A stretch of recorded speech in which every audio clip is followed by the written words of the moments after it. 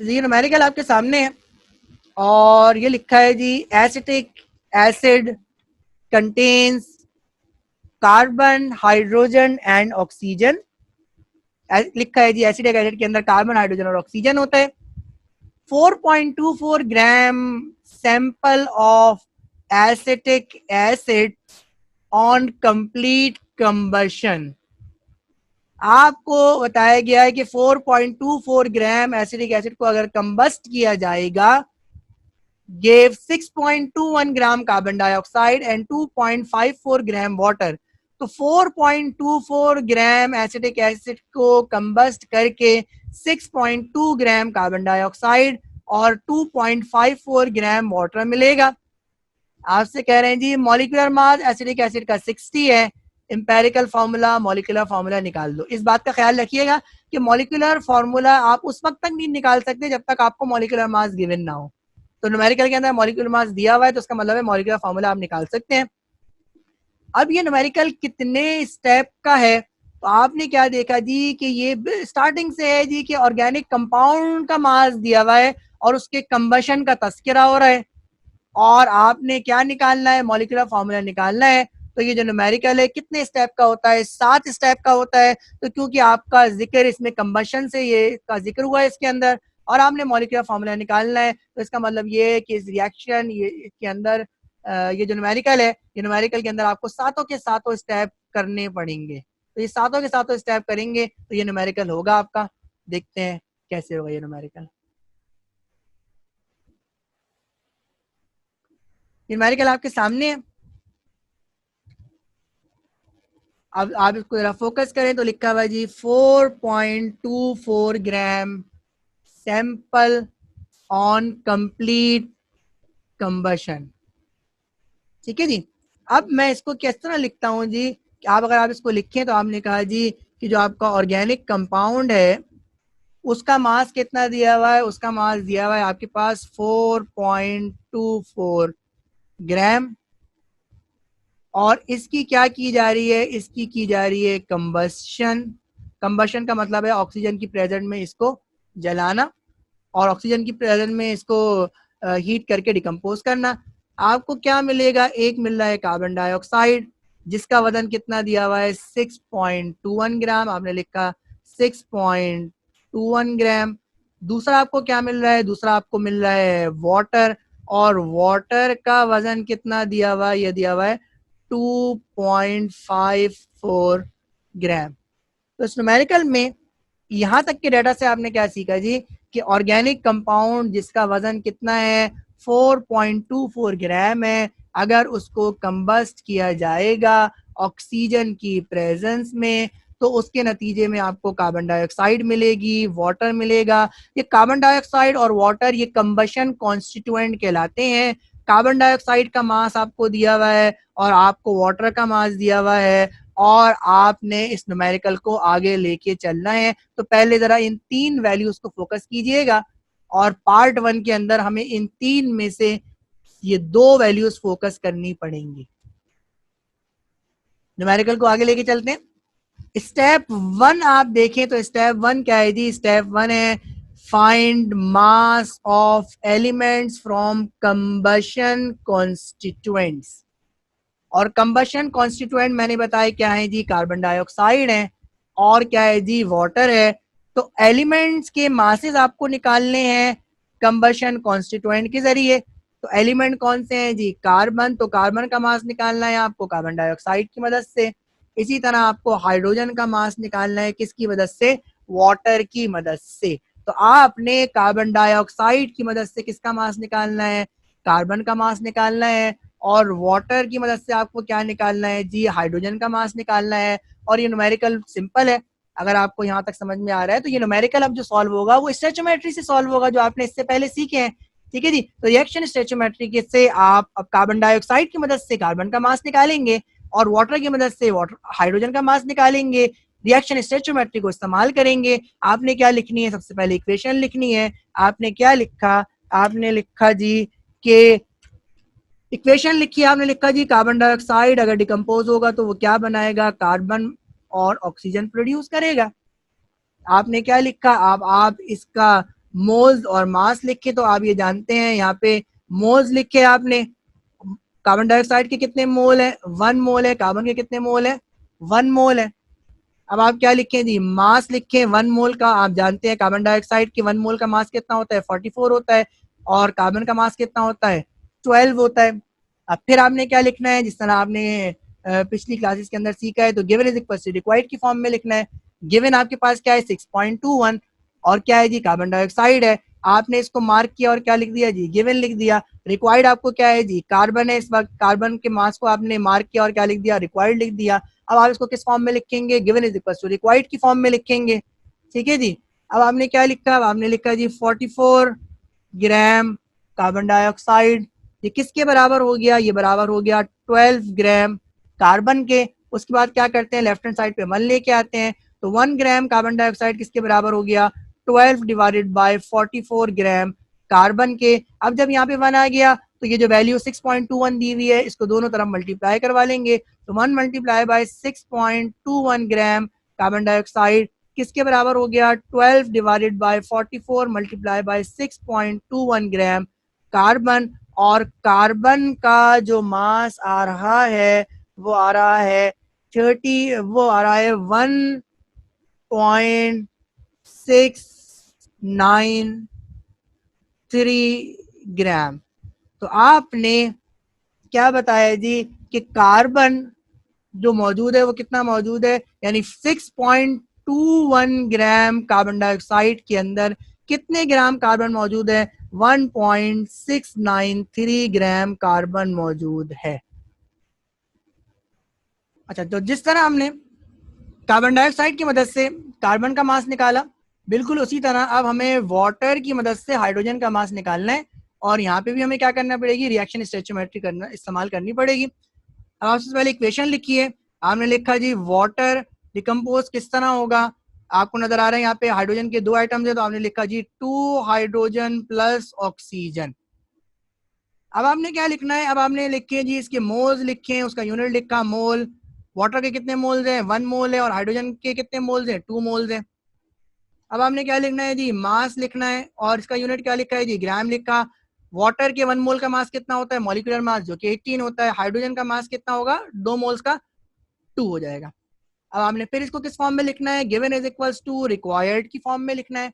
अब आप देखिए गिवन आपके पास क्या है, वाटर की वैल्यू गिवन है, तो वाटर की जो जो इस डाटा के अंदर वैल्यू है उसको आपने मार्क किया और उसके ऊपर क्या लिख लिया जी, जी लिख लिया। जी का मतलब ये गिवन है।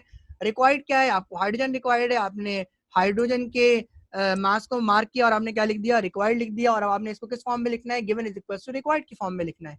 तो आपने क्या लिखा, आपने लिखा जी 18 ग्राम वाटर, ये किसके बराबर है, ये बराबर है 2 ग्राम हाइड्रोजन के। अब आपने क्या करना है, लेफ्ट हैंड साइड पे 1 लेके आना है, तो 1 ग्राम वाटर ये किसके बराबर हो जाएगा, 2 डिवाइडेड बाय 18 ग्राम हाइड्रोजन के। और जब लेफ्ट हैंड साइड पे 1 आ जाता है, जो वैल्यू हमें गिवन होती है उसको क्या कर देते हैं, वो दोनों तरफ मल्टीप्लाई करवा देते हैं। तो 1 मल्टीप्लाई बाय 2.54 ग्राम वाटर ये किसके बराबर हो गया, 2 divided by 18 multiply by 2.54 gram hydrogen. और अब आप जब इसको सॉल्व करेंगे तो आपके पास जवाब आ रहा है 0.282 ग्राम, ठीक है जी। तो यहाँ पे आपको क्या पता लग गया, ये आपके हाइड्रोजन का मास निकल के आ गया, ये आपके कार्बन का मास निकल के आ गया, और अब इस हाइड्रोजन के मास को आपने यहाँ पुट कर दिया 0.282 ग्राम। तो ये आपका पहला स्टेप मुकम्मल हो गया। आप चाहते तो इसको फॉर्मूला लगा के भी कर सकते हैं, लेकिन सिंपल आपने रिएक्शन स्टोइचियोमेट्री सीखी है, और रिएक्शन स्टोइचियोमेट्री में आसानी ये है कि आपको कोई फॉर्मूला याद रखने की जरूरत नहीं है, सिर्फ और सिर्फ आपको ये रिलेशन आना चाहिए जी कि गिवन को लेफ्ट हैंड साइड पे रखना है और रिक्वायर्ड को राइट हैंड साइड पे रखना है, तो ये पूरा न्यूमेरिकल बहुत आराम से सॉल्व हो गया। तो आपने अपना स्टेप 1 पे पहुंच गए, और स्टेप 1 पे पहुंचने के बाद अब आपको कार्बन और हाइड्रोजन का अमाउंट पता है किसके अंदर, ऑर्गेनिक। अब तो ये इस्तेमाल हो गए, तो अब आप इसको भूल जाइए। अब आपको क्या फोकस करना है, अब आपने फोकस करना है ऑर्गेनिक कंपाउंड का मास, और दूसरा फोकस आपको क्या करना है जी, उस ऑर्गेनिक कंपाउंड के अंदर मौजूद एलिमेंट्स का मास, ठीक है जी। ऑर्गेनिक कंपाउंड को जब कंबस्ट किया था तो उसके अंदर 6.21 ग्राम आपको क्या मिला था, कार्बन डाइऑक्साइड मिला था। तो आपको कार्बन डाइऑक्साइड से मतलब नहीं है, आपको मतलब किससे, उसके अंदर मौजूद कार्बन से। और इतने ग्राम कार्बन डाइऑक्साइड के अंदर आप आपका जो कार्बन है वो 1.693 है, ये आपके लिए इंपॉर्टेंट है। इसी तरह वाटर से आपको मतलब नहीं है, बल्कि वाटर के अंदर मौजूद आपको किससे मतलब है, अपने डिजायर एलिमेंट से मतलब है, जो क्या है जी 0.282 ग्राम जिसका वजन आया है। तो अब आपने ये तीन फोकस करने हैं जी, ऑर्गेनिक कंपाउंड का मास और ऑर्गेनिक कंपाउंड के अंदर मौजूद कार्बन का मास और किसका मास जी, हाइड्रोजन का मास। स्टेप 2 पे जाते हैं जी। स्टेप 2 हमारा क्या है जी, स्टेप 2 है finding percentage of element in compound. अब आपको एलिमेंट की परसेंटेज निकालनी है कंपाउंड के अंदर, और ये मैं आपको पहले बता चुका जी कि परसेंटेज का मतलब होता है जी इन 100 ग्राम ऑफ कंपाउंड। यानी ये जो कंपाउंड इस वक्त आपको कितना दिया हुआ है, 4.24 ग्राम दिया हुआ है। तो अगर ये इफ कितना हो जाए जी, 100 ग्राम हो जाए, अब आप देखें तो ऑटोमेटिकली इनडायरेक्ट वे में जो आप परसेंटेज लिख रहे हैं, तो परसेंटेज का मतलब ये है कि आप कंसीडर कर रहे हैं जी कि कंपाउंड कितना है जी, 100 ग्राम है। ठीक है जी। तो अब आप क्या निकालेंगे जी, इसी तरह आप परसेंटेज ऑफ कार्बन निकालेंगे और इसी तरह आप परसेंटेज ऑफ हाइड्रोजन निकालेंगे, और उसके लिए ये सिंपल रिलेशन को यूज कर सकते हैं।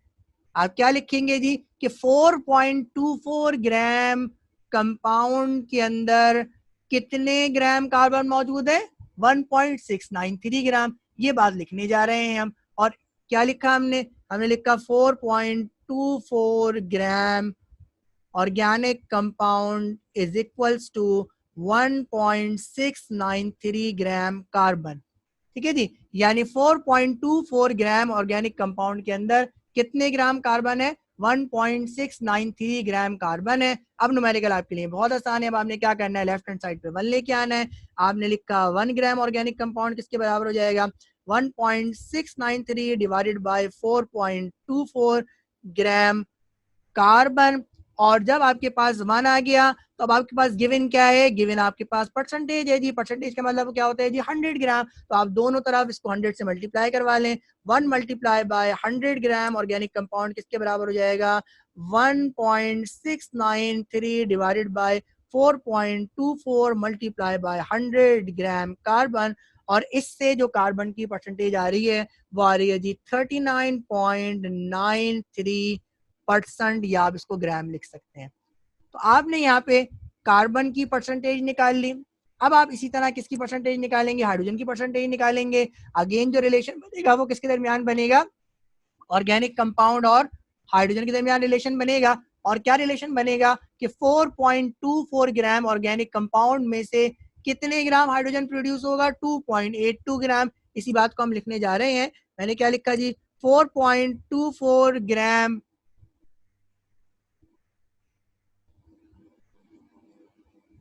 4.24 gram organic compound is equals to 0.282 gram hydrogen. अब आप क्या करेंगे जी, लेफ्ट हैंड साइड पे 1 लेके आएंगे। तो 1 ग्राम ऑर्गेनिक कंपाउंड किसके बराबर हो जाएगा, 0.282 डिवाइडेड बाय 4.24 ग्राम हाइड्रोजन के। और जब यहाँ पे 1 लेके आ जाएंगे तो हमें क्या निकालनी है, परसेंटेज निकालनी है। और परसेंटेज का मतलब क्या होता है जी, 100 ग्राम में निकालना है। तो आप दोनों तरफ 100 से मल्टीप्लाई करवा दें। 1 multiply by 100 gram organic compound किसके बराबर हो जाएगा, 0.282 divided by 4.24 multiply by 100 gram hydrogen. और जब आप इसको सॉल्व करेंगे तो आपके पास हाइड्रोजन की परसेंटेज आ रही है 6.651%। तो आपने यहाँ पर हाइड्रोजन की परसेंटेज, कार्बन की परसेंटेज निकाली, यहाँ आपने किसकी परसेंटेज निकाल ली, हाइड्रोजन की परसेंटेज निकाल ली। अब अगर आप इन दोनों को ऐड करें, यानी कार्बन और हाइड्रोजन की परसेंटेज को ऐड करें, तो आपके पास जो जवाब है वो 100 नहीं आ रहा। तो जवाब 100 नहीं आ रहा तो इसका मतलब है आपको यहाँ पर ऑक्सीजन की परसेंटेज निकालनी होगी। वैसे आपको यहाँ पे लिखा हुआ है जी कि ऑर्गेनिक कंपाउंड के अंदर क्या था जी, आपके कार्बन, हाइड्रोजन और ऑक्सीजन मौजूद है। अगर यहाँ पे ऑक्सीजन नहीं लिखा होता तब भी आपको तीसरा एलिमेंट सिलेक्ट करना पड़ता, आपकी फर्स्ट चॉइस ऑक्सीजन ही होती। और इन दोनों का अगर सम अगर 100 नहीं आएगा तो इसका मतलब है ऑर्गेनिक कंपाउंड के अंदर तीसरा एलिमेंट मौजूद होगा, चाहे उसके बारे में बताया जाए। ठीक है जी, ऑक्सीजन के बारे में बताया जाए चाहे उसके बारे में नहीं बताया जाए। ठीक है जी। अब हम क्या निकालने जा रहे हैं, परसेंटेज निकालने जा रहे हैं ऑक्सीजन की। और ऑक्सीजन की परसेंटेज हम किस तरह निकालते हैं, ऑक्सीजन की परसेंटेज किस तरह निकालेंगे, आपने लिखा जी परसेंटेज ऑफ ऑक्सीजन किसके बराबर हो जाएगा, ये बराबर हो जाएगा जी 100 minus percentage of carbon plus percentage of hydrogen. ठीक है जी। अब आपकी क्या कीजिए, आपने लिखा जी 100, आपने माइनस किया परसेंटेज कार्बन की कितनी कितनी है 39.93, परसेंटेज हाइड्रोजन की कितनी है 6.651। तो आपके पास जो जवाब आ रहा है ऑक्सीजन की परसेंटेज जो आ रही है वो आ रही है 53.419%। ऑक्सीजन की परसेंटेज आपके पास क्या आ रही है जी 53.419 आ रही है। तो आपने यहाँ इस स्टेप के अंदर ऑक्सीजन की परसेंटेज निकाल ली। ठीक है जी। आप चाहें तो आप इसको ब्रैकेट में लेकर यहाँ प्लस लिख सकते हैं, और आप चाहें तो ये ब्रैकेट को आप हटा दें जी, तो आप डायरेक्ट क्या लिख सकते हैं -39.93 और -6.651 भी लिख सकते हैं, ये आपके ऊपर है।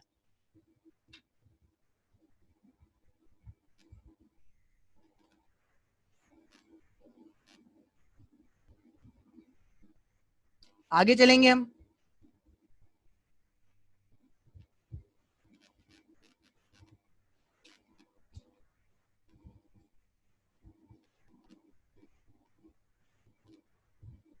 जो स्टेप 3 है वो क्या है जी, वो है find mole ratio of elements.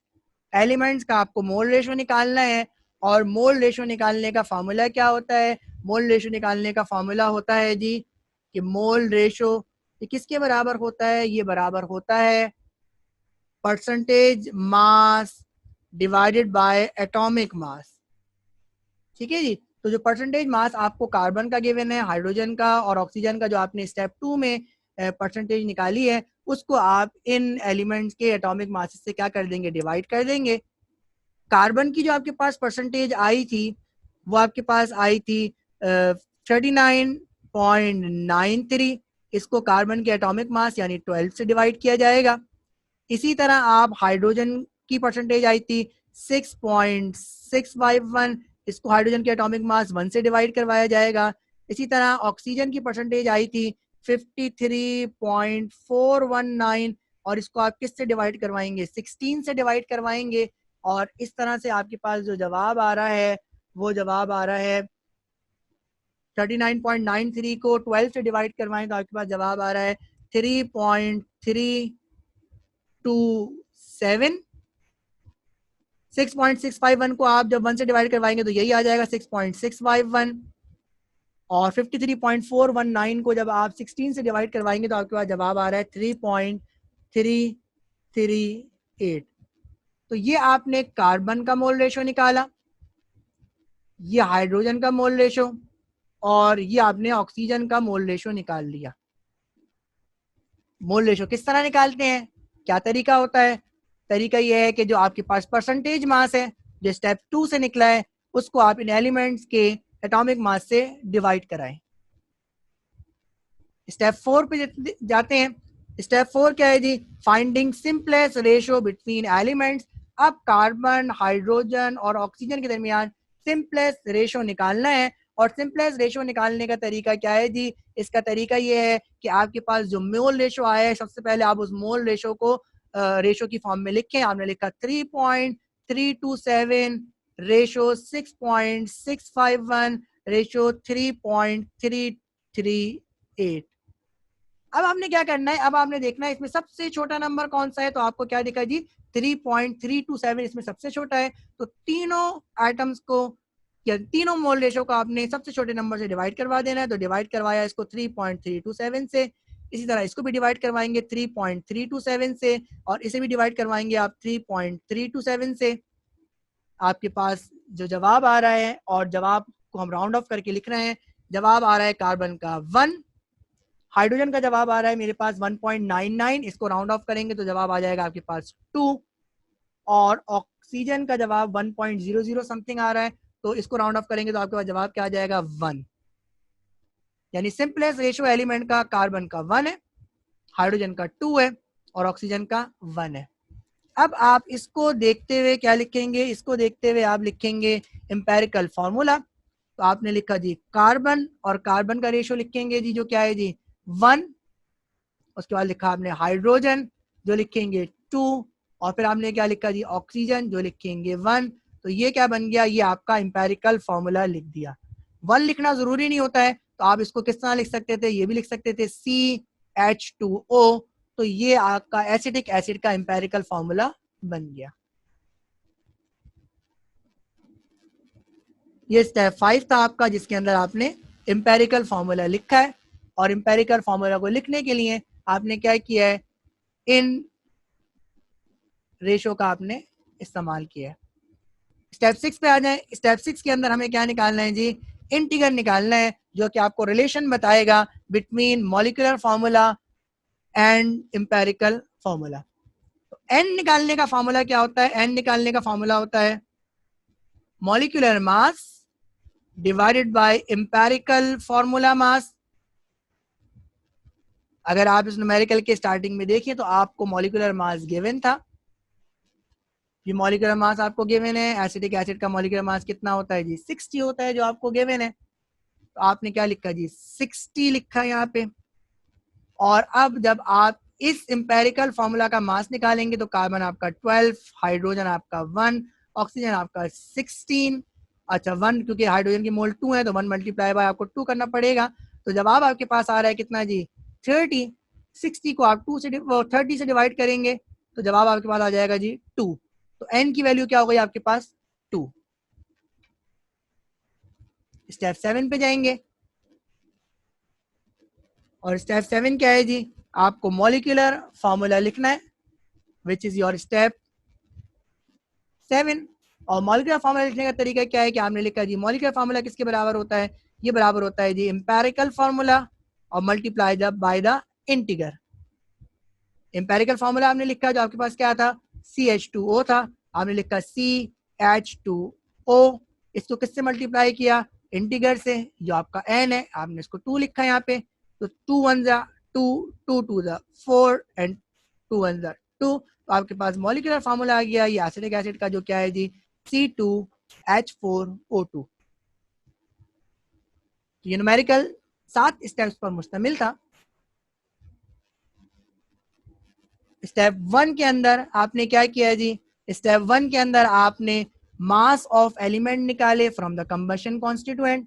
तो कार्बन डाइऑक्साइड की मदद से कार्बन का मास और वाटर की मदद से हाइड्रोजन का मास निकाला। अब दूसरे स्टेप के अंदर आपने परसेंटेज निकालनी थी इन्हीं एलिमेंट्स की, यानी कार्बन की, हाइड्रोजन की 100 ग्राम ऑफ कंपाउंड के अंदर आपने 4.24 ग्राम यानी कंपाउंड के मास को और प्रोड्यूस होने वाले कार्बन के मास को इस्तेमाल किया, और इन दोनों के दरमियान रिलेशनशिप को बता के 100 ग्राम के अंदर आपने कार्बन का अमाउंट निकाला, जिसको परसेंटेज कहते हैं। इसी तरह आपने हाइड्रोजन की परसेंटेज निकाली। ऑक्सीजन की परसेंटेज निकालने के लिए आपने क्या किया कि ऑर्गेनिक कंपाउंड क्योंकि 100 ग्राम है तो टोटल परसेंटेज 100 है, उसके अंदर से आपने कार्बन और हाइड्रोजन की परसेंटेज को माइनस किया, जिसकी वजह से आपके पास ऑक्सीजन की परसेंटेज आ गई। यहाँ मैंने एक बात बताई थी कि अगर यहाँ पे मेंशन नहीं होता कि इस कंपाउंड के अंदर ऑक्सीजन भी है, तब भी आपको आपकी फर्स्ट चॉइस ऑक्सीजन होती और आप ऑक्सीजन कंसिडर करके ऑक्सीजन की परसेंटेज निकालते। स्टेप 3 के अंदर हमने क्या किया, मोल रेशो निकाला, और मोल रेशो निकालने का बड़ा सिंपल सा तरीका है, और सिंपल सा तरीका क्या है जी कि परसेंटेज मास को आप एटॉमिक मास से डिवाइड करवा लें। तो परसेंटेज मास को एटॉमिक मास से डिवाइड करवा के हमने mole ratio carbon hydrogen oxygen का निकाला। इसके बाद हमें निकालना होता है simplest ratio between the combining elements, जिसके लिए क्या किया कि हमने तीनों मोल्स को नीचे लिखा, और उसके बाद हमने क्या किया इनमें से सबसे छोटे को तलाश किया और तीनों को उसी से डिवाइड करवा दिया, और जो नंबर आया उसको क्या करना है, उसको आपने राउंड ऑफ करके लिखना है। तो हमने राउंड ऑफ करके इसको सिंगल डिजिट के अंदर कन्वर्ट किया, आपके पास 1 जवाब आ रहा है, 2 आ रहा है और 1 आ रहा है। इसकी मदद से हमने क्या लिखना है जी एम्पेरिकल फॉर्मूला लिखना है। तो ये जो नंबर्स आए हैं इनको आप इन एलिमेंट्स के नीचे लिख देंगे, तो आपका एम्पेरिकल फॉर्मूला बन जाएगा। 1 लिखने की 1 चाहे तो आप मेंशन करें, अगर मेंशन करना नहीं चाह रहे तो आप इस फॉर्मूले को इस तरह भी लिख सकते हैं।